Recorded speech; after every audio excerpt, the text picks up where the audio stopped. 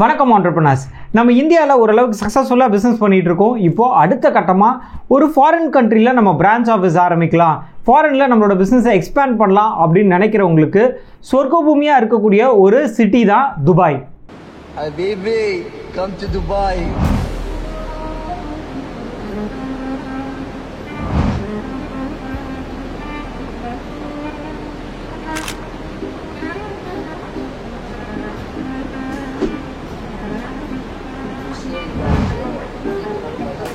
இந்த துபாய் அப்படின்றது UAE அதாவது யுனைடெட் அரப் எமிரேட்ஸ்ல இருக்கக்கூடிய ஒரு அமீரகம். அதாவது நம்ம ஊர்ல மாநிலம் அப்படின்னு சொல்லுவோம் இல்லைங்களா, தமிழ்நாடு, கர்நாடகா, ஆந்திரா அப்படின்லாம் இந்தியாவில் மாநிலங்கள் இருக்குல்ல, அதே மாதிரி UAEல 7 அமீரகங்கள் இருக்குங்க.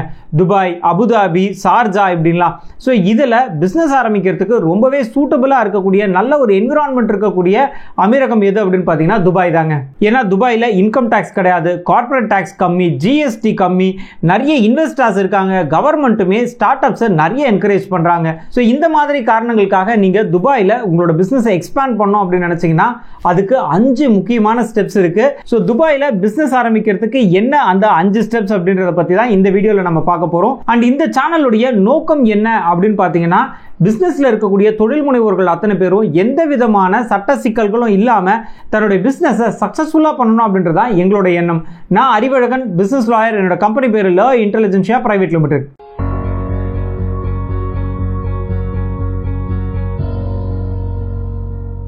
இப்போ நம்ம பிசினஸை துபாயில் எக்ஸ்பேண்ட் பண்ணணும் அப்படின்னு முடிவு பண்ணியாச்சுங்க. இதுக்கப்புறம் நம்ம ஃபாலோ பண்ண வேண்டிய அந்த 5 முக்கியமான ஸ்டெப் என்ன அப்படின்னு ஒவ்வொன்றா பார்த்துடலாம். முதல்ல நம்ம பண்ண வேண்டியது என்ன பிசினஸ் அங்கே பண்ண போகிறோம் அப்படின்றத முடிவெடுக்கணுங்க. பொதுவாக துபாயில் அப்படின்னு பார்த்தீங்கன்னா நிறைய பிஸ்னஸ் ஆப்பர்ச்சுனிட்டிஸ் இருக்குங்க. குறிப்பாக வந்து பார்த்தீங்கன்னா டூரிசமில் இருக்குது, e-commerce portal, hospitality, event management, finance, அதே மாதிரி சாஃப்ட்வேர் கம்பெனிஸ். ஸோ இந்த மாதிரி நிறைய ஃபீல்டில் ஆப்பர்ச்சுனிட்டி இருக்குது. நீங்கள் ஒரு புது பிஸ்னஸ் ஆக்டிவிட்டியும் ஸ்டார்ட் பண்ணலாம். இல்லை இந்தியாவில் நீங்கள் சக்ஸஸ்ஃபுல்லாக ஏதோ ஒரு பிஸ்னஸ் பண்ணுறீங்க, அதை துபாயில் எக்ஸ்பேண்ட் பண்ணோம் அப்படின்னாலும் அதையுமே நீங்கள் சூஸ் பண்ணலாம். என்ன பிஸ்னஸ் அப்படின்றத சூஸ் பண்ணுறதுக்கு முன்னாடி முக்கியமாக நம்ம பண்ண வேண்டிய ஒரு விஷயம் தான் மார்க்கெட் ரிசர்ச். மார்க்கெட் ரிசர்ச் அப்படின்றது நீங்க பண்ணக்கூடிய இல்லை நீங்க டிசைட் பண்ண அந்த பிசினஸ் ஆக்டிவிட்டிக்கு துபாயில் ஆப்பர்ச்சுனிட்டி இருக்கா, டார்கெட்டட் ஆடியன்ஸ் யாரு, எவ்வளோ காம்படிட்டர்ஸ் இருக்காங்க. ஸோ இதெல்லாமும் நீங்கள் ஒரு பேசிக்காக ஒரு மார்க்கெட் ரிசர்ச் கண்டக்ட் பண்ணி அதுக்கப்புறமா இந்த துபாயில் எக்ஸ்பேண்ட் பண்ணுறதுக்கான ஒரு டீட்டெயில்டு பிளானோ ரெடி பண்ணிட்டீங்க அப்படின்னா அடுத்த ஸ்டேஜுக்கு மூவ் பண்ணலாங்க.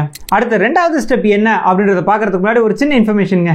நம்ம ஆண்டர்பிரனர்ஸ்க்கான ஒரு புக் ரீடர்ஸ் கிளப் ஒன்று ஆரம்பிக்கிறோங்க. பொதுவாக பிஸ்னஸில் நம்ம சக்ஸஸ் ஆகணும், ஒரு நல்ல ஆண்டர்பிரனராக மாறணும் அப்படின்னா அதுக்கு நம்ம நிறைய புத்தகங்கள் படிக்க வேண்டியிருக்கும். ஸோ அதை ஒரு ஹேபிட்டாக கிரியேட் பண்ணணும் அப்படின்றதுக்காக இந்த ஒரு ஆன்லைன் புக் ரீடர்ஸ் கிளப் ஒன்று ஆரம்பிக்கிறோம். இதில் நீங்களுமே மெம்பர் ஆகலாங்க. ஸோ இதில் நீங்கள் மெம்பர் ஆகணும் அப்படின்னா ஒரு சின்ன அளவில் நம்ம வந்து இதுக்கான சப்ஸ்கிரிப்ஷன் ஃபீஸ் சார்ஜ் பண்ணுறோம். நீங்கள் இந்த புக் ரீடர்ஸ் கிளப்பில் மெம்பர் ஆகணும் அப்படின்னா அதுக்கான ஃபார்ம் வந்து டிஸ்கிரிப்ஷனில் கொடுத்துருக்கோம். அந்த டிஸ்கிரிப்ஷனில் இருக்கக்கூடிய ஃபார்மை கிளிக் பண்ணி நீங்களுமே அந்த புக் ரீடர்ஸ் கிளப்பில் மெம்பர் ஆக முடியும். இந்த புக் ரீடர்ஸ் கிளப் மூலிமா தினம் தினம் நம்ம என்ன படிக்கிறோம் அப்படின்றத நம்ம அந்த குரூப்ல போஸ்ட் பண்ண முடியுங்க. அது மட்டும் இல்லாம ஒவ்வொரு வாரம் சைக்கிளிக் பேசிஸ்ல ஒரு சிலருக்கு தாங்க என்ன கத்துக்கிட்டோம் அப்படின்றத வந்து பிரசன்ட் பண்றதுக்கான ஆப்பர்ச்சுனிட்டி கிடைக்கும். மாசம் மாசம் இதுல வந்து சமிட்மே நம்ம ஆர்கனைஸ் பண்ணலாம் அப்படின்ற மாதிரி பிளான் பண்ணியிருக்கோம். ஸோ ஒரு பெரிய முன்னெடுப்பை இந்த வீடியோ மூலமா நம்ம வந்து ஆரம்பிக்கிறோம். நீங்க இந்த கிளப்ல மெம்பர் ஆகணும் அப்படின்னு நினைச்சீங்கன்னா மறக்காம டிஸ்கிரிப்ஷன்ல இருக்கக்கூடிய லிங்கை கிளிக் பண்ணி நீங்களுமே மெம்பர் ஆகுங்க. சரி, அடுத்த 2வது ஸ்டெப் என்ன அப்படின்னு பாத்தீங்கன்னா, நீங்க துபாயில பிசினஸ் ஆரம்பிக்கணும் அப்படின்னா உங்களுக்கு ஒரு இடம் தேவை இல்லையா? அதுக்கு துபாயில நிறைய ஃப்ரீ ஜோன்ஸ் இருக்குங்க. ஒவ்வொரு இண்டஸ்ட்ரிக்கும் ஸ்பெசிஃபிக்காக, இந்த ஹெல்த் கேர் இண்டஸ்ட்ரினா அதுக்கு ஒரு தனி ஃப்ரீ ஜோனு, டூரிசம்னா அதுக்கு தனி ஃப்ரீ ஜோன், இந்த மாதிரி ஒவ்வொரு இண்டஸ்ட்ரி ஸ்பெசிஃபிக்காக ஃப்ரீ ஜோன்ஸ் இருக்குங்க. ஸோ அதில் உங்களுடைய ஃப்ரீ ஜோன் எது அப்படின்றத பார்த்து நீங்கள் அதில் ரெஜிஸ்டர் பண்ணிக்கலாம். உதாரணத்துக்கு நீங்கள் ஐடி செக்டாரில் இருக்கீங்க அப்படின்னா அதுக்கு துபாய் சிலிகான் ஒயாசிஸ் அப்படின்னு ஒரு ஃப்ரீ ஜோன் இருக்கு. அதே மாதிரி நீங்கள் ஹெல்த் கேர் இண்டஸ்ட்ரியில் இருக்கீங்க அப்படின்னா துபாய் ஹெல்த் கேர் சிட்டி அப்படின்னே தனியாக ஒரு ஃப்ரீ ஜோன் இருக்குங்க. ஸோ இதில் நீங்கள் என்ரோல் பண்ணிக்க முடியும். இதுக்கான ரெண்ட் அப்படின்னு பார்த்தீங்கன்னா மாசத்துக்கு ஒரு நபருக்கு அப்ராக்சிமேட்டா ஒரு 2000 AED செலவாகுங்க. ஸோ உங்களுக்கான ஃப்ரீ ஜோன் எது அப்படின்றத பார்த்து அதில் நீங்கள் ஒரு நல்ல இடமா செலக்ட் பண்ணி உங்களுக்கான ஆஃபீஸ் அட்ரஸை ஃபைனலைஸ் பண்ணிக்கோங்க. சரி, இடம் பார்த்தாச்சு. அடுத்து 3வது ஸ்டெப் அப்படின்றது என்னன்னா கம்பெனி ரிஜிஸ்ட்ரேஷன். நீங்க துபாயில பிசினஸ் ஆரம்பிக்கணும் அப்படின்னு நினைச்சீங்கன்னா அதுக்கு 4 விதமா உங்களோட கம்பெனியை ரெஜிஸ்டர் பண்ணலாங்க. ஒன்று ஃப்ரீ ஜோன் கம்பெனி, ரெண்டாவது ஆஃப் ஷோர் கம்பெனி அப்படின்னு இருக்கு, எல்எல்சி, இது தவிர்த்து வந்து பார்த்தீங்கன்னா பிரான்ச் ஆஃபீஸ். ஸோ இந்த மாதிரி ஒரு 4 கான்செப்ட் இருக்கு. இந்த 4 கான்செப்டை பற்றியுமே நம்ம தனியாக ஒரு வீடியோ போட்டிருக்கோம். நம்ம சேனலை சப்ஸ்கிரைப் பண்ணிட்டு நீங்கள் அந்த வீடியோவுமே பார்த்துடலாங்க. இந்த கம்பெனியில் எது உங்களுக்கு சூட் ஆகும் அப்படின்றத, எவ்வளோ ஷேர் ஹோல்டர்ஸ், உங்கள் கம்பெனியோட கேபிட்டல் என்ன, இந்த மாதிரியான ஃபேக்டர்ஸை பேஸ் பண்ணி நம்ம டிசைட் பண்ணிக்கலாம். இந்த யூஏஇல கம்பெனி ரிஜிஸ்டர் பண்ணுறதுக்கு தேவையான டாக்குமெண்ட்ஸ் என்ன அப்படின்னு பார்த்தீங்கன்னா, உங்களோட passport copy, Aadhaar card, PAN card, bank statement, இது தவிர்த்து உங்களோட பாஸ்போர்ட் சைஸ் ஃபோட்டோ, இது எல்லாமே நம்ம ப்ரூஃபாக சப்மிட் பண்ணுவோங்க. சரிங்க, கம்பெனி பதிவு பண்ணியாச்சு. அடுத்து 4வது ஸ்டெப், ரொம்ப ரொம்ப முக்கியமான ஒரு ஸ்டெப்பு, லைசன்ஸ் வாங்கணும் இல்லையா? நம்ம இந்தியாவில் அப்படின்னு பார்த்தீங்கன்னா ஜிஎஸ்டி இருக்குது, ஐஇ கோட் இருக்குது, ஃபுட் லைசன்ஸ், எஃப்எஸ்எஸ்சிஐ இருக்குது. இந்த மாதிரியான லைசன்சஸ் எல்லாம் நம்ம வந்து இந்தியாவில் பிஸ்னஸ் பண்ணுறதுக்கு எடுக்கிறோம். இதே மாதிரி யுஏஇயில் நீங்கள் பிஸ்னஸ் பண்ணோன்னா அங்கேயுமே நம்ம இந்த லைசன்சிங் ப்ராசஸ் கம்ப்ளை பண்ணோங்க. துபாயில் இந்த லைசன்ஸ் எல்லாம் இஷ்யூ பண்ணக்கூடிய கவர்மெண்ட் அத்தாரிட்டி யார் அப்படின்னு பார்த்தீங்கன்னா டிஇடி, அதாவது department of economy and tourism அப்படின்னு இருக்குங்க. இவங்க தான் இந்த பிஸ்னஸ்க்கெல்லாம் தேவையான லைசன்சஸ் இஷ்யூ பண்ணுவாங்க. நீங்கள் துபாயில் பிஸ்னஸ் ஆரம்பிக்கணும்னா என்னென்னலாம் லைசன்சஸ் வாங்கணும் அப்படின்னு பார்த்தீங்கன்னா, ஒன்று முக்கியமாக கமர்ஷியல் லைசன்ஸ் அப்படின்னு இருக்குங்க. நீங்கள் இம்போர்ட், எக்ஸ்போர்ட், இல்லை ரீட்டைல், ஹோல்சேல், இ காமர்ஸ், இந்த மாதிரியான பிஸ்னஸ்லாம் பண்ணுறீங்கன்னா நீங்கள் இந்த கமர்ஷியல் லைசன்ஸ் அப்படின்றத வாங்கணும். வேறாஸ் நீங்கள் ஒரு ப்ரொஃபஷனல் சர்வீஸ் பண்ணுறீங்க, சர்வீஸ் ப்ரொவைடராக இருக்கீங்க, இல்லை அட்வொகேட்டாக இருக்கீங்க, டாக்டராக இருக்கீங்க, இன்ஜினியரிங் கம்பெனி ஆரம்பிக்க போறீங்க, இந்த மாதிரியான சர்வீஸ் பேஸ்டு பிசினஸ்லாம் ஆரம்பிக்கணும்னா ப்ரொஃபஷனல் லைசன்ஸ் அப்படின்னு இருக்கு, அந்த லைசன்ஸ் வாங்க வேண்டியிருக்கும். அதுவே நீங்க ஒரு மேனுஃபேக்சரிங் கம்பெனி ஆரம்பிக்கணும்னா இதுக்கு இண்டஸ்ட்ரி லைசன்ஸ் அப்படின்னு இருக்குங்க.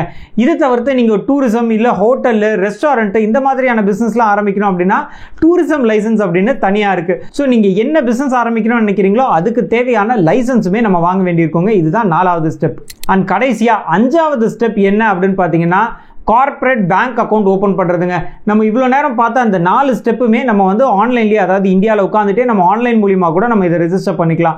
வேறாஸ் இந்த கடைசி ஸ்டெப், 5வது ஸ்டெப் அப்படின்றது கட்டாயம் நம்மளோட ஃபிசிக்கல் ப்ரெசன்ஸ் அப்படின்றது யூஏஇல இருக்கணுங்க. நீங்கள் துபாயில் பிஸ்னஸ் ஆரம்பித்து அங்கே ஃபினான்ஷியல் டிரான்சாக்ஷன் பண்ணணும் அப்படின்னா கட்டாயம் நீங்கள் ஒரு கார்ப்பரேட் பேங்க் அக்கௌண்ட் அப்படின்றது ஓப்பன் பண்ணுங்க. நம்ம துபாயில் மட்டும் கிடையாது, உலகத்தின் எந்த மூலையில் நம்ம பிஸ்னஸ் பண்ணணும்னாலும் அதுக்கு இந்த கரண்ட் அக்கௌண்ட்டோ இல்லை கார்ப்பரேட் பேங்க் அக்கௌண்ட்டோ தேவை. ஸோ இன்னைக்கு நம்ம இந்த வீடியோ மூலமா நீங்க துபாயில சொந்தமா பிசினஸ் ஆரம்பிக்கணும் அப்படின்னா அதுக்கு தேவையான 5 முக்கியமான ஸ்டெப்ஸ் என்ன அப்படின்றத பார்த்திருக்கோம். துபாயில உங்களுக்கு பிசினஸ் ஆரம்பிக்கிறதுக்கு ஏதாவது டவுட்ஸ் இருக்கு, அதற்கான சப்போர்ட் ஏதாவது தேவைப்படுது அப்படின்னா மேல இருக்கக்கூடிய நம்பருக்கு காண்டாக்ட் பண்ணுங்க. எங்களோட டீம் உங்களுக்கு சப்போர்ட் பண்ணுவாங்க. நான் அறிவழகன், பிசினஸ் லாயர். என்னோட கம்பெனி பேர் லா இன்டெலிஜென்ஷியா பிரைவேட் லிமிடெட். நன்றி, வணக்கம்.